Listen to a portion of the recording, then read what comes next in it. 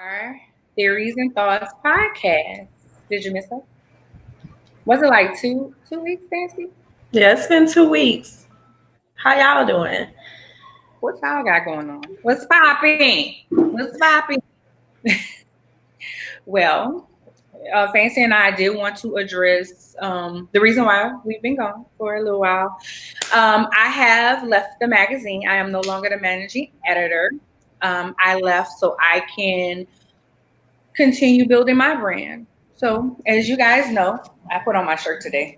If I can get up, I have a business. It's called Lady CEO. What Lady CEO does, I have media, fashion, and brand consulting and management. I think those things kind of speak for themselves. So, although we're not working hand in hand as we used to, Fancy and I still have a rapport, of course, because we're here. and we will continue on with the podcast. So we just had to let the ground settle and work things out, and now we're here. So we wanted to get that out the way first. You had anything? Nope. Well, just stating. One thing I think maybe it might be important to say is that I really thought the podcast was bigger than whatever our disagreements were, and I really did not want to just walk away from that because it's something that we've been building. I know that it's something we were both really passionate about, so I'm just glad that we could put our differences aside to be able and just and then also of course I wish you all the best in your ventures, and I'm certain that you're going to do well because we work together. So yeah. And the same here, no hard feelings. And one of the things that we built the podcast on was the ideal that Fancy and I don't share the same views on a lot of things, but some things we do. And with that, we, yes, I wasn't going to say there was some differences, but we can work through it. And then being adults and being business women, let that be a lesson to other people. When it's business, it's not personal. This is business right here. So going forward, that's how it is. So that's done. Did you catch the Teddy and Babyface battle? Yes, I actually did. I was like, I guess I really enjoyed it. But I wasn't like a lot of people. That's just some people was getting dressed up. I know when they first malfunctioned on Saturday night, like one of my journalist friends, I haven't followed her post, and she had been so excited. She was like, I'm gonna go sit in the living room on the sofa. She was like, I got my red dress together that I'm gonna sit down and watch, and then when I actually went to sleep on Saturday night. So when I woke up a few hours later and I saw all of the posts, and I was like, oh my God. I was like, let me go check on her, because she was so amped. I was just, but she was like, I don't even care that they didn't even do it. This was the most amazing thing ever. Like, and then so when Tuesday happened, she was double blessed. Like she was just really excited. Her excitement really, I think I kind of fed off of that, because I don't know. But the music, of course, I love the music, and I was still trying to see, like, did they actually declare a winner? Teddy was hilarious. I think Saturday night was kind of like the perfect example of not knowing what the hell the agenda is. Like going to a speaking event and then being like, oh, this the format? Well, you should have looked to see what the format was going to be like ahead of time. And yeah, so those are some of my thoughts. But what did you think? I love it. I was actually in here. I was trying to post to my page real quick.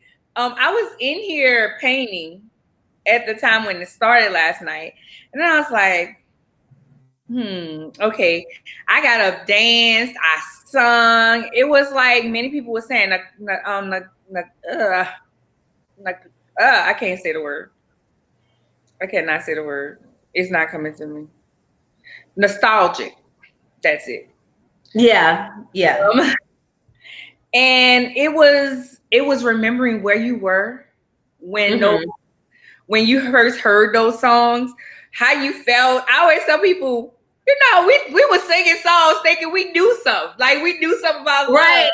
Yeah. And now you sit back and you be like, what You know what I do? I didn't know nothing, and you were so in love and so Girl, I heartbroken. was like 4 for some of them. Like I was like age 4 on some of those songs, you know. I kind of like the songs they was going with. Well, that Babyface was trying to go with more so on Saturday. Then like 2 occasions just kind of took me out. But I know I was like 2 or 3. I didn't check the years, but like I wasn't that old. So in some ways, when Teddy Riley started, you know, with some of his stuff, I was a little bit older. In some ways, you know, like I knew some of that, I was more familiar with it. But I'm still tripping off, like when he said that he had been in high school or something when with one of those beats. And I was just like, I love the fact that they gave a backstory. That's what made it more interesting. I really wanted them to cut those songs down to 30 seconds, though. We didn't need the full song. And as somebody pointed out, Babyface actually edited his songs, whereas they went from like the what is it, like, I don't know, from the, you know, chorus. Yeah, some kind of way they put it. And I was like, see, he's still more prepared. Babyface was just so cool and chill. Just, I was like, what the hell he be doing in that house all day? That's what I now want to know. Like, I want to go into the life of Babyface and see what he be doing. Because he was so relaxed, but then at the same time, he kind of reminded me of this episode of Atlanta with I think the guy name was like Teddy something, but it was like a parody type of play on Michael Jackson. But Babyface in that jacket reminded me of the guy in the house when Darius goes in and, you know, he's talking to him and it's like really weird and the guy just so lax. So that's kind of how Babyface was. So yeah. It was, somebody put that Babyface has a pet. He's shady. He was shady. Like, it was like, did you no, Teddy Riley said, oh, we were going there. He said, no, we went there. And then on one part he said, oh, I didn't know we were going to do remixes. And he was like, oh, well, you know, he was like, oh, well, I don't do remixes anyway. Oh my God, really, Babyface? I mean, there's this post that's on my page, and it's like the guy really summed up the night, you know, and that was one of the things. Hey, Veronica, I hope you're feeling better. Yeah, because I did actually say a prayer for you too, Veronica. I'm sorry, I didn't even think about it, but I did. I did too. But it was so funny. I mean, it was funny watching them two figure out social media. Saturday night, Teddy was doing too much. That was the problem. Girl, that's beyond too much. You only looking into. Oh, she froze, y'all.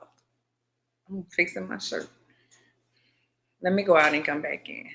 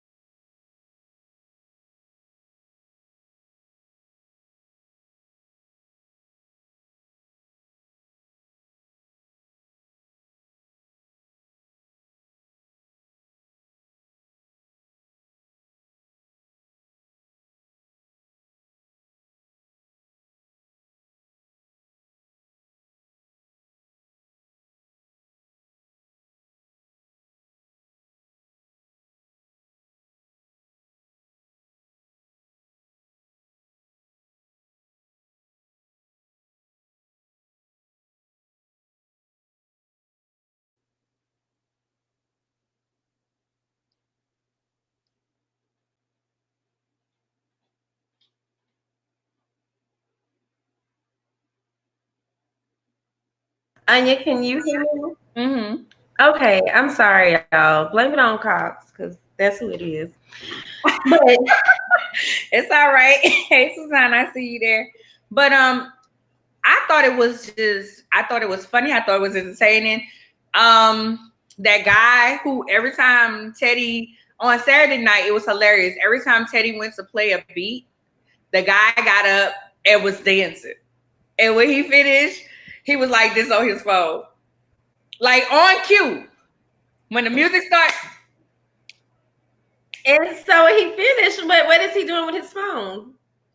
I don't know what the guy was doing. When Teddy finished the song, the guy sat down and was on his phone.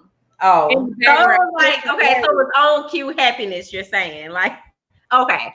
And everybody was like, who the background dancer? Like he came with the background dancer. I saw him in the memes, I guess. I don't know why, but yeah. I mean, even that night, Babyface was like, he said, "Face, you there alone?" He was like, "Yeah, social distancing." I watched the replay, and then like on the replay, I watched it on YouTube. Someone had screen recorded it, so then I could see their comments, and then like as they're typing them, and then it was like all right, I'm gonna head out, after so long or whatever. But there was one thing I did want to mention that dang, I think it was something about Babyface. Oh, I had saw this meme where there was like, Babyface, the type of person that's like, Jesus had came to his wedding or something and made wine or something. He was like, and then he played this song. Let me tell you what song he played. Like he did. He was like it was so funny. He was like, yeah, Madonna was in that movie. He was like, yeah, Madonna was in that video, wasn't she? Yeah. But Madonna and MJ didn't see eye to eye on a lot of things. But I tell you what they agreed on. Let me tell you, he was made for that. He was made for that little intro part. The backstory. Yeah, he had that. Teddy seemed kind of lost, but I liked it. But he was still he was too amped. And then they did a little video of like every time Babyface play a song that Teddy would keep on, he just kept, and then it's like he got to get up and go. I was like, black people got time to notice everything. Somebody in the comments said Teddy got a whole lot of errands he running. I was like, oh my God. It's like Teddy got a whole lot of errands he running. I said, oh my goodness, because he kept going out. There was like, he was kind of antsy. But when he played End of the Road, Teddy was like, I'm about to destroy all this stuff. And but we can talk about that all day. That is hilarious. That was hilarious to me. Did y'all enjoy it? Did y'all see it? What were y'all thoughts? Like, tell us. Y'all give us some comments. On to our next topic, which is outside opening up. I think. Yes. Actually, let me tell you, because I do have Chenese in the waiting room. Would you like to bring her in and maybe she can give her thoughts on this part of the discussion as well? Mm-hmm. Okay. All right, Chenese, you got the countdown. Okay. Hey, beautiful. Oh gosh, Chenese, can you hear Anya? Hey, yes, I was trying to share on my Facebook. Oh, okay. We've been having some different and I'm like, I've been like, yeah, we haven't mastered that part yet on sharing while we talk. So Anya was do you want to do the intro? We could go ahead and introduce you, and then we were about to go into our second news topic before we go into our discussion. So can you just take a quick second and tell our audience who you are? Okay, well, hello, my name is Chenese Lewis. I am originally from Baton Rouge, Louisiana, and I moved to Los Angeles to pursue a career in entertainment. So my background is very diverse, from acting, plus size modeling, hosting. I had a major event in Los Angeles for 6 years, but to wrap it all with a bow, it's more about body positivity and women's empowerment is what I'm all about. Okay. Yay. Okay, so Shanice, we were talking about outside opening up. What's your Mm-hmm. thought? I think it's too soon. Well, you might not know this, but in 2014, I was on life support. So I've actually been on a ventilator where I couldn't breathe and was about to die. So I'm not trying to be on a ventilator again. I know the feeling when your lungs are about to shut down on you. So I don't care if they open up or not. I'm staying in the house. I didn't survive once. I don't know if I can survive life support twice, so I'm good. Listen, I keep saying just because outside open up don't mean you gotta go outside. That's right. And in my part time, I wear my mask and I have my gloves, and I'm very cautious of the things that I'm doing, and I'm taking in consideration different things. When I ain't at work, I'm here at the house. Right. I'm not doing all that.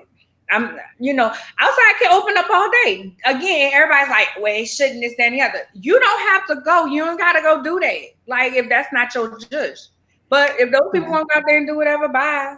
And also, African Americans are more at risk, looks like, or maybe there's more at risk for being essential workers. I don't know. It depends on, either way. But, I'm just staying inside and trying to encourage all my family and friends to stay inside. Right. Hi, Vincent. Hi, Tamika. My friend right there, Karana Williams. She actually had COVID-19. Oh, my friend Tamika. She actually. Remember I told you my friend before Fancy had it. Mm-hmm. Well, I'm glad she's feeling better. I'm glad you're feeling better, Karina. And I was gonna say, well, for one, I was curious, Shanice. So, are you in Los Angeles now? No, I moved back home in 2014, the same year I got sick. Before I got sick, I moved home because my dad was sick. And so I had to come back home to help take care of my father. Mm-hmm. So I kind of dropped everything I had going on in Los Angeles, all my opportunities, my star on the rise. But I had to come home because family comes first. And I'm the only child. So it's like I didn't have anybody else to put it on. I understand. I mean, but I was just curious because when you were saying that, because of course, I am in Baton Rouge as well, and as I've been like, just as far as the whole outside thing, one thing that I've been looking at, I saw this tweet and it was like this thread, and they basically broke down all the people that are a part of Trump's panel, like as far as the reopening of America. All of these people are business people, and then they're also not the most intelligent people. They have some weird thoughts, and beliefs. Mm-hmm. Like, cause the person that she broke down basically why these people are not the people that we should be listening to, right? Mm-hmm. So at the end of his thread, he was like, but I'm not worried, and most of us aren't worried because most states aren't going to do it. The only people that should be really worried is the southern states, because we tend to just go along with whatever, is said, whatever Trump says, then we seem to do it because most of us are red states. Mm-hmm. And that's kind of like my concern as far as things. But like when you said that people don't necessarily they don't have to go. My whole thing is, well, if their jobs are requiring it, then they're still going to have to possibly go with that. Mm-hmm. And that kind of goes along with what Shanice said about the essential workers, like, because within the Black community, a lot of people do have those jobs, and so that does kind of make sense as well. But I do believe it's too soon. And we even did a poll on Swagger, and it was like I think it was about like 80-20% or whatever. And the people that actually said yes, just being honest, I went through and I looked at them. So most of them were like Caucasian, but I actually saw like some Black people that were in finance. So I was like, I think they're looking at it from an economical standpoint. But I'm not ready for it. Like if it were somebody else, I'm just glad that I'm able to do what I love from my house, and most of the things that I need to do, I can do within my house. When I go out, it's like my anxiety is super bad. I don't know. I just don't feel right. Like the whole time I'm just so like, okay, let me get here and get this done so I can get back in. I'm not comfortable with it. And that's me personally. I mean, like even being an essential worker, I don't, I say a prayer, I go in. I have the option to stay home if that's what I felt like. But I've been taking the necessary precautions. and I keep myself, I keep my stuff near me. So, and then some people have to go because if the hospital is not open, then people really gonna be bad off. But transitioning, so that was a good conversation. You guys continue giving us your thoughts on the outside opening up. I see another Shanice, said that it's too early to open back up. Yeah. Fancy, you want to say the sponsor? Yes. So tonight's sponsor is life coach Debrayta Salley, also known as D. D Life, well, she also goes by D Life Mentor Coach. She is an inspirational speaker and life coach. Her latest book is Graceful Seasons, which is an anthology of testimonies, triumph, victory, and God's faithfulness. You can find her at DDE Life LIFE Mentor mentor.com, and then on Instagram you can also find her at DDEE LIFE MNTR Coach. So that's D Life Mentor Coach, basically. Okay, so back to our guest, Chenese Lewis. I was first introduced to Chenese, and you guys will remember this, Hell Date. How many people remember Hell Date? Chenese was on Hell Date. Was that BET or MTV, Chenese? It was on BET, and that was 2007. Wow. And I thought she was just hilarious. Just the way she used to, those guys used to be running. It was just hilarious. I loved Hell Date. I was a big, big, big fan. So I want to say I've been following you since then. Then being in the plus size pageant system, Texas Plus America, Miss Plus America, Chenese was the very first queen of that pageant. Oh, really? Yes. So we had a connection there, and when I met her, I was like, "Oh my God!" She was at another Lady Christian's event, and ever since then, every time I see her, I have to hug her. She makes sure I see her. I make sure. Chenese is the sweetest person. She's very humble, and I love it because she has a right to kind of be. She does hosting. She does a lot. So as she told you guys, she's a host. She's done TV. She has her podcast, her show, and it is always great to be around someone that's uplifting other people. Like she said, body positive. Mm-hmm. Hey, Chenese. You say you went to LA to follow your dream. So what exactly was the dream? What was the... Well, summer of 2000, I heard a commercial on the radio. And since you are from Baton Rouge, Fancy, I could tell you right where I was when I heard the commercial. I was in the parking lot of the Ham and Air Shopping Center, summer of 2000. So that's where I'm going to get my hair done. Yeah, you got me on that one. I heard a radio commercial saying there was a casting call coming to town looking specifically for plus size models. Now, prior to hearing that commercial, I didn't know that was a thing. But as soon as I heard it, I was like, I could do that because I was always confident, always. So even my friend that I was close to at the time was like, did you hear this commercial? You need to go. So, everybody was like, this you. So I went to the convention, and I'm not the convention, the casting call, and it was at a hotel, maybe like the Marriott or the Hilton here. And it was a call to go to a convention. So you got accepted, but you had to pay a lot of money to go to this convention where they sell you dreams of being discovered by big city agents. So I actually went. And I'm the only child. My parents support anything I want to do. I'm blessed. So I went to the convention, and I actually won awards and things, but it didn't really do anything for my career. So I got online, and that's where I discovered the pageant. And then I won the national pageant title 2003. And then after I won the pageant title, I was like, let me go full force. And I moved to Los Angeles in 2004. So that's like the condensed version. Let me ask if you don't mind right quick. So Hell Date, that kind of came after you had already been doing some things then, correct? Because they said Yes. that was 2007. So, but it Yes. kind of tied into that from your experience with this other stuff. Yes. So when I moved to Los Angeles, I just moved to Los Angeles on faith. I didn't have any connections with anybody. I had like my classmate there to help me find somewhere to live, but I didn't have any entertainment connections. So I really went to Los Angeles on faith and had to build my brand from scratch. So I just hit the pavement, submitted myself because I didn't even have an agent. And I booked Hell Date for myself in 2007. So I was just grinding. I was young in my 20s, and my parents was like, you could go there, but you got a limited time. And so I was just trying to hit it while I was hot. Right. That is, oh my goodness, that's a blessing. And then I understand being the only child. It's like your parents tell you the sky is the limit. It's past the sky. You keep going. So I totally love that, and I love that they encourage you and your friends too. That's how my friends are. Like, go do it, girl. If that's what you feel like you want to do, you do it. What so after the pageant and everything, what made you say, okay, I need to do body positive? Because you say body positive, not just plus size.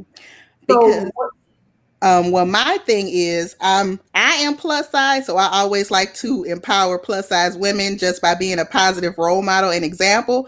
But my vision was always bigger than that because I had an event in Los Angeles called Love Your Body Day, and Love Your Body Day celebrated women of all shapes and sizes. I also, in addition to being body positivity, when I was doing my event, I was involved as a spokesperson for an eating disorder organization.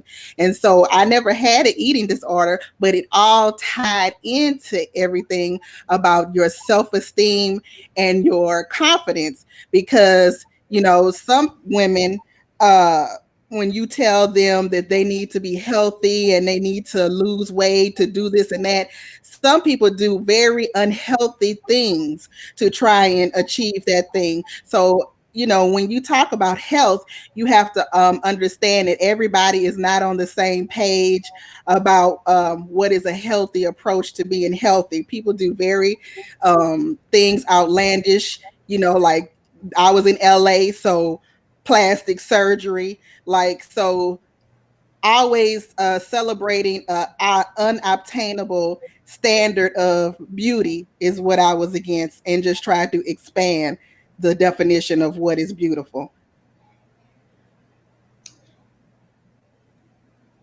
Go ahead. It sounds like you so you was about to say. But Shanice is about to say something. No, you went. Oh, look, because I was still just kind of thinking as I'm listening. So there is, because this is new to me. There's a difference then between the plus size and body positive. Like, I don't know. I guess I kind of just saw it all as one before. So it seems like you two are kind of like, distinguishing it. There's two different things. Am I? Well, yeah, kind of has its similarities. They kind of overlap in some areas. Mm-hmm. But I would say body positivity is someone who is disabled. Body positivity is someone who has a skin disorder. Okay. You say body positivity is skin color because they don't celebrate people with dark skin. I would even put natural hair under body positivity. Body positivity to me is just not being white, blonde hair and blue eye is the only acceptable form of beauty. Wow. Okay. See, y'all just explained something to me. I would have never, like, I just kind of saw it as all the same category. And now that you're saying that, it makes so much more sense, especially as I'm learning more about like people with disabilities and just, them being represented in different settings and so on. I'm seeing more of that. I guess now because I have more people within my network that are disabled. So that's just like really shocking to me because I never would have thought about it before. Yeah, because some people will say maybe diversity or inclusion, Mm-hmm. but that plus size is added into that because the average woman in America is now a size 16. So that is, if you are doing a campaign that is trying to reach everyone, you need to have all sizes, all colors, all hair textures, all heights. If you can afford it, you need to have as much diversity as possible. So that's what body positive means to me. Okay. Okay. I love the body positivity platform because, as you said, it incorporates everyone.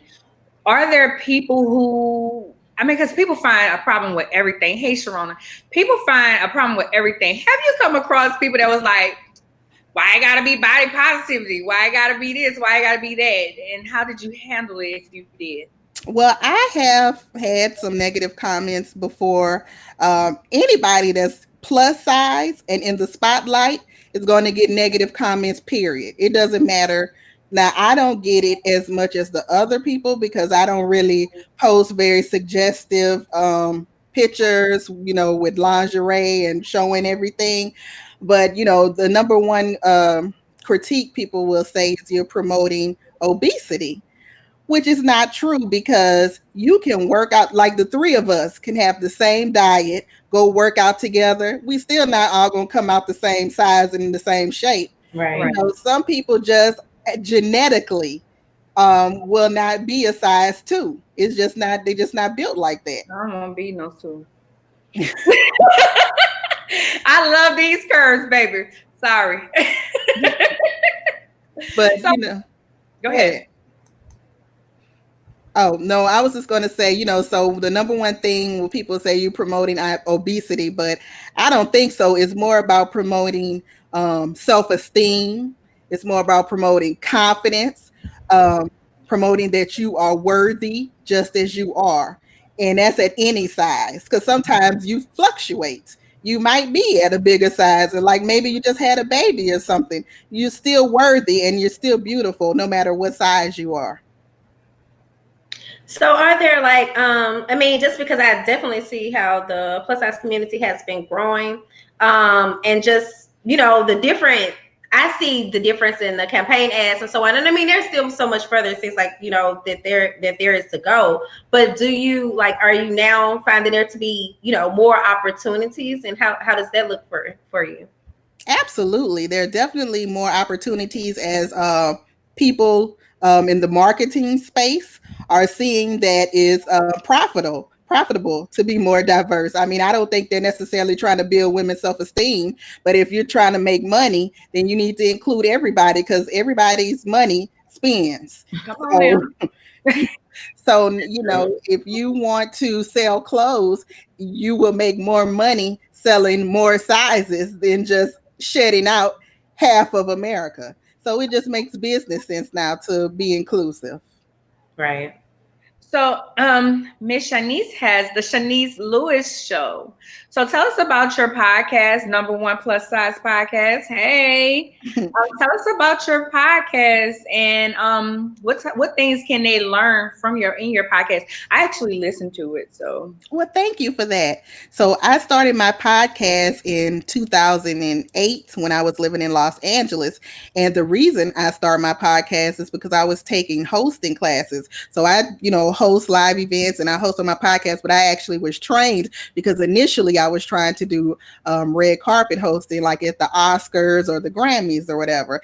So my teacher, who was actually my Dallas from MTV, if you remember from the 90s. She was my hosting teacher, and she told me I needed to do a podcast just to practice my interview skills. So actually, I started the podcast just so I could be an excellent interviewer.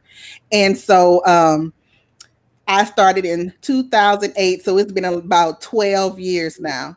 So my podcast focuses on the plus community, but more so national brands. Like one of my latest people I interviewed was the CEO of City Chic, and he has brands all across the globe, not just in America, but Australia, South Africa. So I don't necessarily interview the up and coming. I interview the established major brands like Ashley Stewart, Elaine Bryant.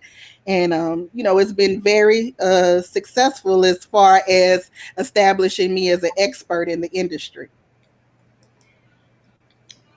I'm just like, wow, that's 12 years. We've only been doing this, 7 months or so.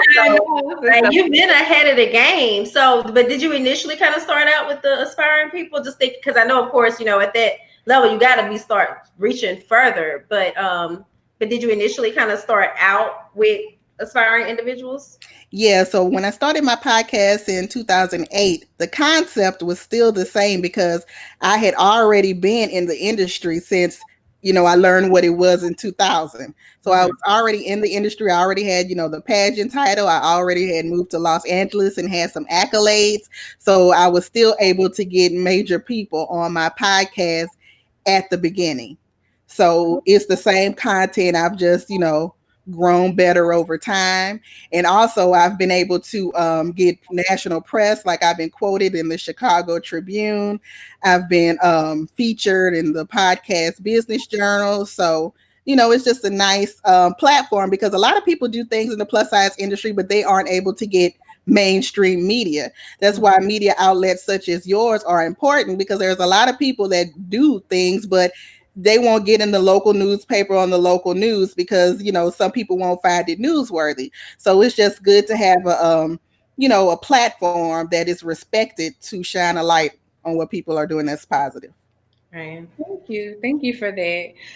And that's why I said in the beginning, you have every reason to kind of be snooty or what have you. I remember at the last pageant, like I don't even think I seen you was like, "Hey girl, I might go to the bathroom, I'll be right back." And you like left, and then when you came back, you gave me a hug, and I appreciate that, because that's this is Shanice. I was like, "That's Shanice, that's Shanice." I'm a groupie, don't mind me, but. I just love your spirit. And of course, I'm always following you, and different things and things that you say and how authentic you are and transparent. Because even with the Baton Rouge floods, you were transparent in different things. And even with, your background now, I know that you've hosted Bonner Brothers and different things. And it's just like we have someone, and I know for another plus size woman as myself, I look up to you. Shanice is doing it. Why can't I? Why I can't let this weight, hold me back or what people might say or think. But do you get that whenever you're out hosting or something, someone say something negatively? I know I kind of asked this question, or maybe it's the same question or what have you. Mm-hmm.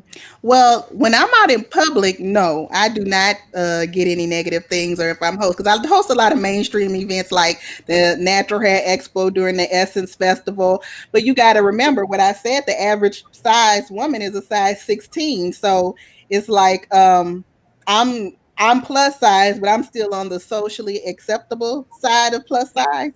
So I'm always dressed down. I'm always looking fly. So I don't get any negative comments in person. I was gonna ask. I'm sorry, Anya. Did you have another question? Go ahead. I thought I had saw something. I was trying to think of the name of it as we've been sitting here, but there was a new media, the new media outlet kind of here in Baton Rouge. You're a part of that, aren't you? It's the name is I cannot think of the name. But do you know what I'm talking about? Like it came out a few months ago, maybe in October, November. They had but they're actually going to be doing seems like city, excuse me, city chapters or state chapters. I thought I saw your name on that. I'm in 100 Black Women, if that's what you're talking about. But it wasn't 100 Black Women, kind of similar, but more media related. But I don't know. I thought I saw your name with that because I thought that you were one of the officers that they were. I didn't go back and look at that because in my head, I was like, okay, girl, okay, my bad. Let me know what it is, though. Like, who got my name? Who using my name? So we touched on so many things. We touched on body positive and, just walking out on faith, doing things, family over business.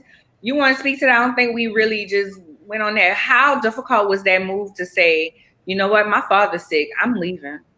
And it wasn't difficult at all. I didn't even have to think about it because, if it wasn't for my parents, I wouldn't have been able to relocate to live in Los Angeles. And when you live in Los Angeles, it's so expensive to live there and you're trying to find gigs, you have to have some kind of family support. So I actually lived in Los Angeles for 10 years. I was able to build my brand from scratch. So so that after I moved to Baton Rouge, people were still interested in using me and, flying me back out. So, I didn't think about it twice. I feel like what's for me is for me. And like you said, I've been able to do some major stuff whilst living in Baton Rouge. And so, everything happens for a reason. I like the fact that you said that about you need the family support living in LA. And I know, like, for me, hell, I'm sorry, but you needed the family support also, like, even like in Atlanta. But I think oftentimes people don't get that. People always see the glitz and so on, and they don't see how hard it is to really transition and build yourself up when you go to a different place like that. Especially, like, I mean, so you're from the South. Did you find it hard to transition in LA? I didn't find it hard to transition like I think I would if I moved to New York, because New York is way faster. But I think Los Angeles was an easier transition. The people were kind of different. Mm-hmm. But, I, had my car there. I had a nice place there. So, I was able, I'm an extrovert, so I was able to make friends there. So, I didn't have a hard time. I didn't struggle at all. That's good. Okay. Well, you was about to say something, Vance? No, I was saying that's a blessing, that you didn't, you were still comfortable throughout. So as we wrap up, thank you so much for being a part of this podcast today. We really appreciate it. So what are some lasting things that you would like to share with our audience? And also, what things do you have going on and coming up that we can support you in? So as I mentioned, I discovered the industry in 2000, and that's where I, jumped. So 2020, I'm celebrating my 20th anniversary in the plus size industry. So I had a lot of things planned this year, like appearances and things that were going to be announced, but due to coronavirus, everything is halted. But, I've still been able to do a lot of press, a lot of interviews. So that's a blessing that, I still could be celebrated in that way. And so what I've been doing too is keeping my podcast going. So usually it's every week. Sometimes it doesn't happen. As you guys know, having a podcast, sometimes it just don't work out that week. But a weekly podcast. And my advice to people that are trying to follow in my footsteps is just to one thing I did when I moved to Los Angeles, which I think was critical for me, is having standards. Like, even though I went there and I didn't have connections and I didn't know nobody, I still just didn't do anything because my parents and family had instilled morals and values for me. And all opportunities are not good opportunities. So you have to have a standard for your brand. You can't work with everybody. You cannot collaborate with everybody. You cannot support everybody if it's not in alignment with your brand. And I have been firm on that, where people would get mad at me. People would not want to be my friend. People thought I was stuck up. But I do believe in having a strong brand that's not associated with a lot of foolishness or a lot of negativity. So that is something that I would, strongly suggest to not only you guys, but to your audience. Definitely. I think Fancy and I both feel the same way. We ain't gotta be everybody free. I'm not associating with garbage. That's just not garbage, huh? Garbage. I'm just put it out there. That's just what it is. Fancy, did you have something? No, I agree. I actually realized, so I had misspelled her Instagram for her show incorrectly, and I was trying to get it together. I wanted that to be right, but y'all, I think I might have made more of a mess than helped. But so they can see the CheneseLewis.com, and then they can also see the Chenese Lewis. But I was trying to get that show part right. But no, I had nothing to add, y'all. I'm sorry, I'm working. Her website is www.CheneseLewis, CheneseLewis.com for those who are joining us just audio. And you can catch her on Instagram at Chenese Lewis. Is it Chenese Lewis Show or just Chenese Lewis? Chenese Lewis is my main website. If you want to know about what I'm hosting and my latest news, Chenese Lewis Show is the podcast website. Okay. So yeah, you okay. That's what I was trying to get up, the Shanice Lewis Show, but I actually had like something kind of out. But if you go to Shanice Lewis, it links to everything. So it's I'm saying go to Shanice Lewis, you will see it there because that's how I had first saw it. So you guys make sure you support her. She is such a doll, a diamond. I'm telling y'all, I just love watching positive people. And she is definitely one of those. So thank you so much, Shanice, for joining us tonight. Thank you. And look, this is the first time I've got dolled up since the quarantine, just for you ladies, because I've been looking raggedy. I think everybody kind of been that way. Look, I took the storm.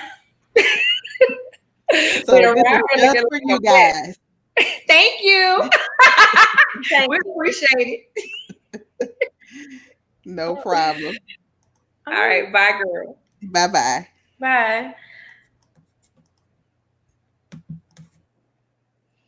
Okay. That was excellent. I enjoyed it. Did you guys enjoy it? It's fancy learning something new. Yeah, I really did. Positivity. And I'm glad to know that too, because especially you, just where I'm not gonna say we're in such a, it's not even being politically correct, I guess, but just it's good to know, those little things because you never know, you might end up stepping on someone's toes or offending in some way or thinking, so I'm glad that was really enlightening for me because I never would have just like saw that way. Right. So also our second sponsor for the evening is Box Office 7 Studios. Box Office 7 is a production company for your film and videography needs located within the southern region. So if you are in Mississippi, Louisiana, the southern states, if you're trying to film a video or a film, then definitely check them out. You can visit them on Box Office 7 Studios on Instagram, and we are currently helping them with their website. So once that's ready, you all can visit that as well. And then I also like to take a minute. I didn't list them on the sheet, but I like to thank Fab Wraps for my head wrap tonight. And then she actually sent me two. And she has a variety of different colors and patterns. Most of them are, I'm sorry, I just forgot the word I wanted to use. What do you call this? It's not the kente cloth, but just, along the lines of Afrocentric. And the scarf itself, I mean, I'm not about to take it off and show y'all my hair, but it is like, thick and of quality. And actually, she even sent me some earrings to go along with it. I had forgot that the earrings were there, so I had already chosen my earrings for the evening. But just to show them to you all, so it's like a little set. So you can purchase the sets, or you can just purchase the head wraps, and you all can find her on Instagram at Fab Wraps. And then also her actual website is fabwraps.co. So not .com, but .co. So I'll also be sharing some more information about them as well. So, I just want to make sure I got that out because I do tend to forget stuff. So. Now, I like that wrap. It looks really nice on you, those colors. Always remember, we do have our nice Never Thirsty tumblers that I've been drinking my water out of all day. I've been trying to make sure I get my water in since I've been at home. You can also personalize it. And it's easier. I'm sorry, it's easier to drink water out of the tumbler, I realize. Like, I think it's something kind of, I don't know. It kind of like helps. You don't really think about how many bottles, and then how much water we're actually supposed to drink a day. And I think it's a lot easier for me personally just to drink it out of my tumbler and just like to consistently drink. So I don't know. To me, it's kind of like a trick to actually get enough water in your body, actually drinking out of the tumbler. That's just me thinking. I'm not just saying it so y'all buy them, but it was just something I noticed because actually at first I was only drinking out of my tumbler like during the show. And then when I started drinking out of it, regularly, I was like, dang, you know what? I'm increasing my water intake now. So yeah. Bye, Sharon. We both said at the same time. Well, I have nothing else. Do you, Fancy? No, we'll just see y'all next week. We see y'all next Tuesday, 7 p.m. Central Standard Time. Bye. Bye.